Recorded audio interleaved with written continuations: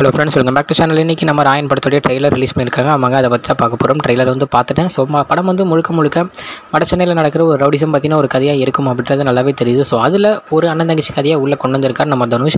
So நம்ம சந்தீப், தென் நம்ம காளிதாஸ், நம்ம தனுஷ் அவர்கள் மூலம் அண்ணன் தம்பியாக கொடுத்துருக்காங்க. தென் நம்ம துஷாரா அவர்கள் வந்து இதில் தங்கச்சி ரோல் கொடுத்துருக்காங்க அப்படின்றது கொஞ்சம் தெரிய வருது. ஸோ அப்படி தான் நினைக்கிறேன். ஸோ நம்ம செல்வராகவன் அவர்கள் வந்து அப்பா மாதிரி கேரக்டர் கொடுத்துருக்காரு. ஸோ இவங்க 5 பேர் வச்சு தான் இந்த கதை வந்து முழுக்க போகும் அப்படின்றது நல்லாவே தெரியுது. ஸோ நம்ம எஸ். சூர்யா அவர்கள் வந்து ஒரு மாசான ஒரு ரவுடி மாதிரி ஒரு கேரக்டர் கொடுத்துருக்காரு. ஜஸ்ட் லைக் கேங்ஸ்டர் அப்படின்னே சொல்லலாம்.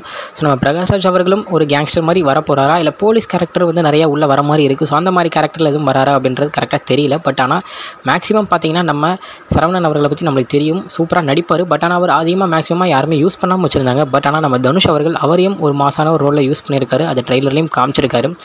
ஸோ அங்கே நடக்கிற ரவுடிசத்தில் என்னென்ன நடக்குது, எத்தனை கேங்ஸ் இருக்காங்க, அங்கங்கே எப்படி அங்கே சண்டைகள்னால எத்தனை பேர் பாதிக்கப்படுறாங்க, என்னென்ன குடும்பங்களில் என்னென்ன நடக்குது அப்படின்றத தான் இந்த படத்தில் அவர் சொல்ல வராரு அப்படின்றது ட்ரெய்லர்லேயே காமிச்சிருக்காரு.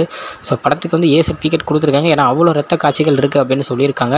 ஸோ நம்ம ஏஆர் ரஹ்மான் மியூசிக்கை சொல்லவே தேவையில்லை. இந்த ட்ரெய்லர்லேயே லாஸ்ட்டாக ஒரு மியூசிக் வந்து சூப்பராக கொடுத்துருப்பாரு.